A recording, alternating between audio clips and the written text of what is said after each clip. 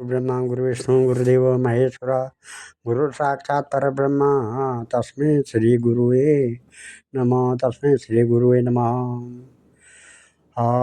आदो देवकी देवगर्भजननं गोपीगिरे वर्धनं मायापूतन जीवतापहरणं गोवर्धनोद्धारणं कंसच्छेदन कौरवादिहननं कुन्तीसुता पालनम् एतत् श्रीमद्भागवतं पुराणकथितं श्रीकृष्णलीलामृतम् निगमकल्पतरोर्गलितं फलं शुकमुखाद्रव अमृतसंयुतं पिबत भागवतं रसमालया वरहो रसिका भुवि भावुका। भगवान श्री कृष्णचंद्र नारायण जी के चरण कमलों में नतमस्तक होकर के गुरु श्री वेद व्यास जी, गुरु श्री माधवाश्रम जी, गुरु श्री आदि गुरु शंकराचार्य जी, गुरु श्री नारद जी, गुरु श्री सुखदेव जी, गुरु श्री सुत जी के चरण कमलों में नतमस्तक होकर के माता पितृ देवताओं के चरणों में नतमस्तक होकर के मैं ये श्रीमद् भागवत महापुराण के 15वां अध्याय शुरू करने जा रहा हूँ। जो आज का प्रसंग है, भिन्न भिन्न सिद्धियों के नाम और लक्षण। हम श्री भगवान उवाच जितेन्द्रियस्य युक्तस्य जितस्वामस योगिना मयि धार्यतस्य स उपतिष्ठति सिद्धया। भगवान श्री कृष्ण कहते हैं कि भगवान श्री कृष्ण कहते हैं, प्रिय उद्धव, जब साधक इंद्रिय प्राण और मन को अपने वश में करके अपना चित्त मुझ में लगाने लगता है, मेरी धारणा करने लगता है, तब उसके सामने बहुत सी सिद्धियाँ उपस्थित होती है। उद्धव जी ने कहा, क्या धारणा या का सिद्ध कथम सिद्ध अच्युता कति वा सिद्धयो ब्रूहि योगिनाम सिद्धो भगवान।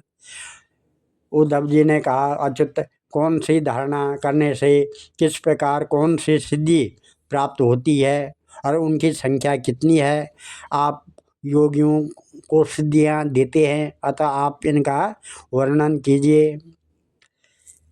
श्री भगवान वाचा सिद्धि अष्टादश प्रोक्ता धारणा योग पारगे तासाम अष्टो मत प्रदाना दशेवा गुणहेतवा अणिमा महिमा मूर्तेर्लागिमां प्राप्त इंद्रिये प्राकम्यां श्रुतदृष्टेषु शक्ति प्रेरणमीशतया गुणेष्वसंगो वक्षता यत् कामस्तदवस्यति एतामे सिद्धया सौम्य अष्टवोत्पदिका मतः अणुर्मिमत्वं देहेऽस्मिन् दूरश्रवणदर्शनं मनोजवा कामरूपं परकाया प्रवेशनं स्वच्छन्दमृत्युर्देवानां सक्रीडानुदर्शनं यथा संकल्पसिद्धि राज्या प्रतिहता गतिः त्रिकाल ज्ञत्वमद्वन्द्वं परचित्ताद्याव अभिज्ञता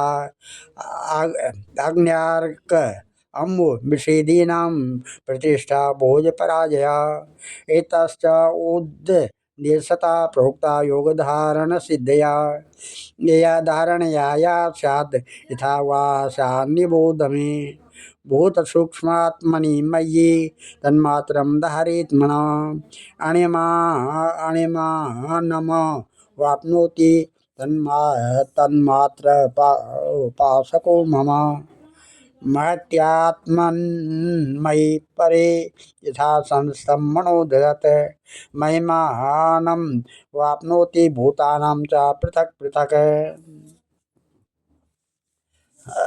भगवान श्री कृष्ण ने कहा, प्रिय उद्धव,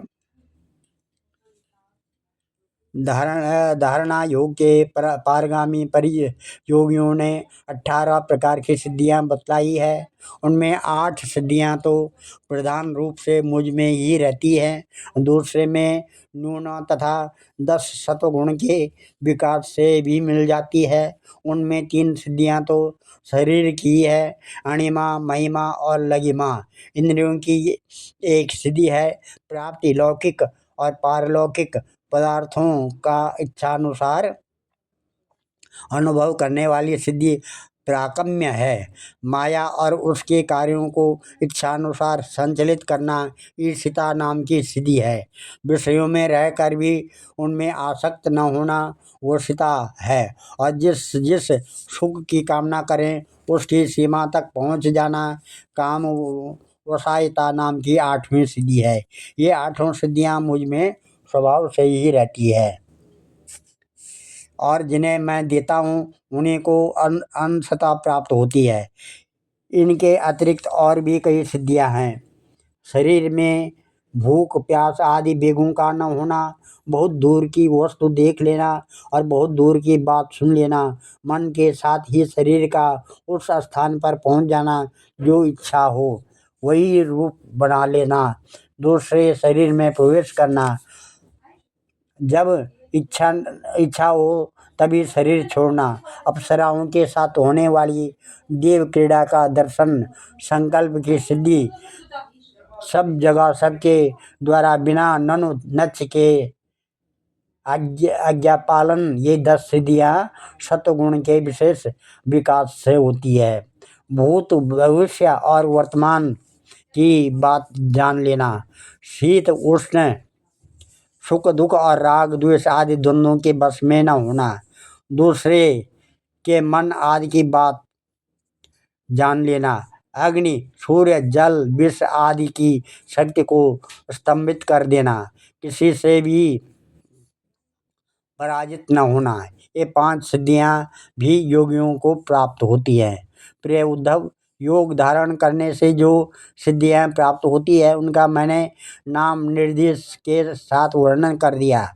अब किस धारण से कौन सी सिद्धि कैसे प्राप्त होती है वह यह बतलाता हूँ, सुनो।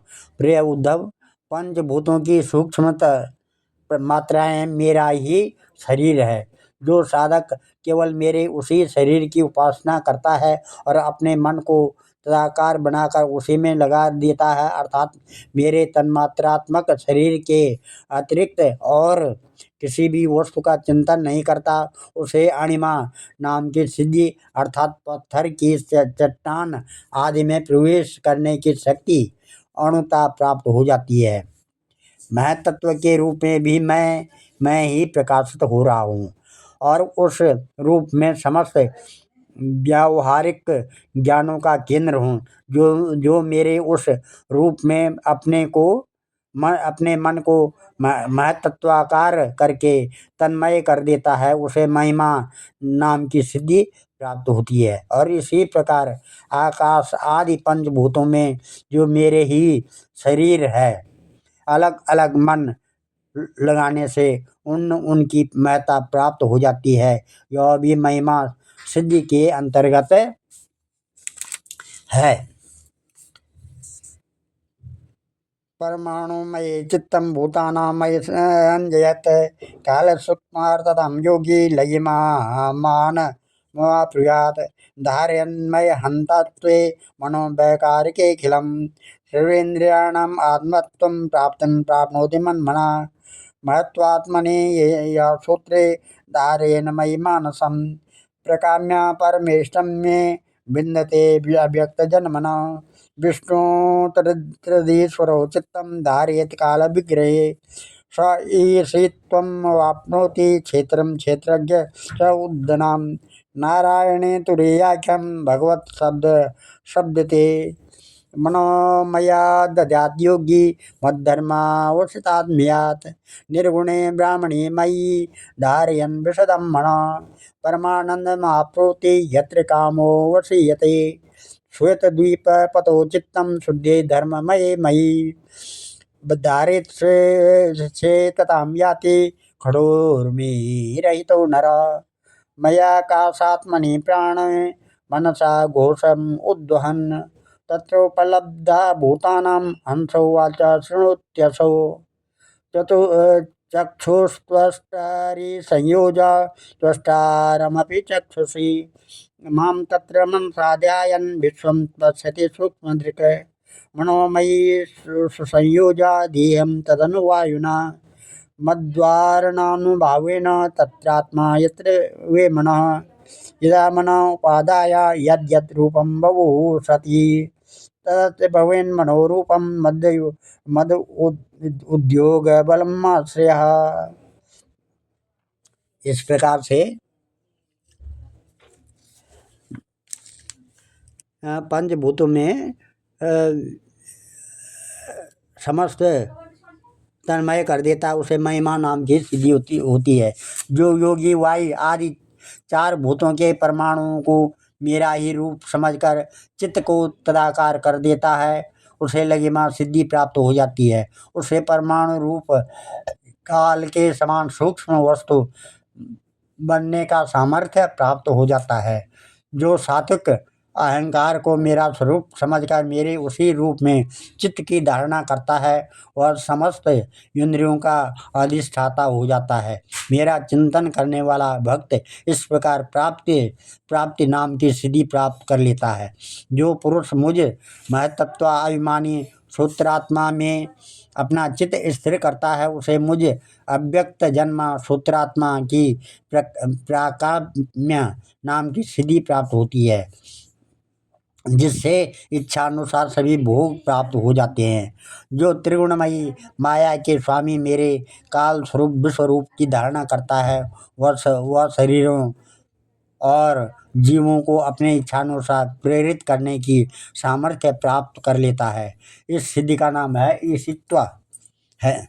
जो योगी मेरे नारायण स्वरूप में, जिसे तुरीय और भगवान भी कहते हैं, मन को लगा देता है, मेरे स्वाभाविक गुण उनमें प्रकट होने लगते हैं और उसे वशता नाम की सिद्धि प्राप्त हो जाती है। निर्गुण ब्रह्म भी मैं ही हूँ। जो अपना निर्मल मन मेरे इस ब्रह्म स्वरूप में स्थित कर लेता है, उससे परमानंद स्वरूपिणी काम वसायिता नाम की सिद्धि प्राप्त होती है। इसके मिलने पर उसकी सारी कामनाएं पूर्ण हो जाती है, समाप्त हो जाती है। प्रिय उद्धव, मेरा वह रूप जो श्वेत द्वीप का स्वामी है, अत्यंत शुद्ध और धर्ममय है। जो उसकी धारणा करता है, वह भूख प्यास जन्म मृत्यु और शोक मोह इन 6 उर्मियों से मुक्त हो जाता है और उसे शुद्ध स्वरूप की प्राप्त होती है। मैं ही समष्टि प्राण रूप आकाशात्मा हूँ। जो मेरे इस स्वरूप में मन के द्वारा अनाहत नाद का चिंतन करता है, वह दूर श्रवण नाम की सिद्धि से संपन्न हो जाता है और आकाश में उपलब्ध होने वाली विविध प्राणियों की बोली सुन समझ सकता है। जो योगी नेत्रों को सूर्य में और सूर्य को नेत्रों में संयुक्त कर देता है और दोनों के संयोग में मन मेरा ध्यान करता है, उसकी दृष्टि सूक्ष्म हो जाती है, उसे दूरदर्शन नाम की सिद्धि प्राप्त होती है और वह सारे संसार को देख सकता है। मन और शरीर को प्राणवायु के सहित मेरे साथ संयुक्त कर दे और मेरी धारणा करे, तो इससे मनोजव नाम की सिद्धि प्राप्त हो जाती है। इसके प्रभाव से वह योगी जहाँ भी जाने का संकल्प करता है, वहीं उसका शरीर उसी क्षण पहुँच जाता है। जिस समय योगी मन को उपादान कारण बनाकर किसी देवता आदि का रूप धारण करना चाहता है, तो वह अपने मन के अनुकूल वैसा ही रूप धारण कर लेता है। इसका कारण यह है कि उसने अपने चित्त को मेरे साथ जोड़ दिया है। परकायम विशदसिद्ध आत्मानं तत्र भावेत पिंडम हित्वा विशेषत प्राणो वायुभूत खड़ंग्रीवत् पार्श्ण्यात् पीडगुदं प्राणं हृदयं कंठमूर्धसु आरोप्य ब्रह्मरंध्रेण ब्रह्मणित्वोत्सजेत्तनुम् विरहस्यन् सुराक्रीडे मत्सत्तं सत्त्वविभावयेत विमानेनोपतिष्ठन्ति सत्त्ववृत्तिसुरस्त्रिया यथा संकल्पयेद्बुद्ध्या यदा वा मत्परः पुमान् मयि सत्ये मनो युञ्जात् तदा तत्समुपाश्रिते यो वे मद्भावमापन्ना ईर्षितुर्वसतो पुमान् कुतः चिन्नं व्यन्येत तस्य चाज्ञा यथा मम मद्भक्त्या शुद्धसत्त्वस्य योगिनो धारणाविदः तस्य त्रैकालिकी बुद्धिर्जन्ममृत्युपबृंहता अज्ञादिभिर्न हन्येत मुनिर्योगं मयं वपुः मदय उद्योगश्रान्तचित्तस्य यादशाम् उदकं यथा मद्वय विभूतिराविद्यायन् श्रीवत्साश्रविभूषिता द्वया तपत्र व्यञ्जने च भवेदापराजिता उपासकस्य मामेवं योगधारणया मुने सिद्धया पूर्वकथिता उपतिष्ठन्यसे सता जितेन्द्रियस्य दान्तस्य जिता श्वासात्मनो मुने मद्धारणा धारिता कासा सिद्धिषु दुर्लभा अन्तरायन् वदन्तेता युञ्जतो योग उत्तमं मया सम्पद्यमानस्य काललक्षण लक्षण कालक्षपण हेतवा। इस प्रकार से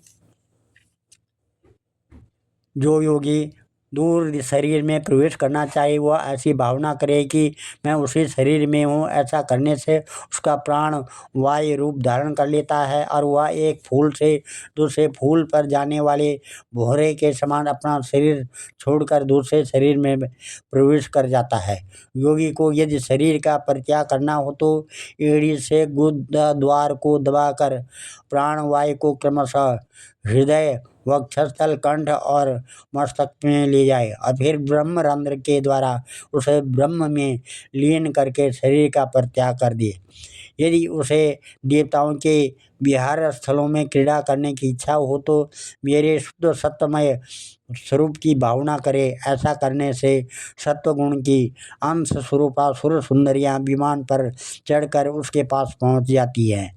जिस पुरुष ने मेरे सत्य संकल्प स्वरूप में अपना चित्त स्थिर कर दिया है उसी के ध्यान में संलग्न है वह अपने मन से जिस समय जैसा संकल्प करता है उसी समय उसका वह संकल्प सिद्ध हो जाता है।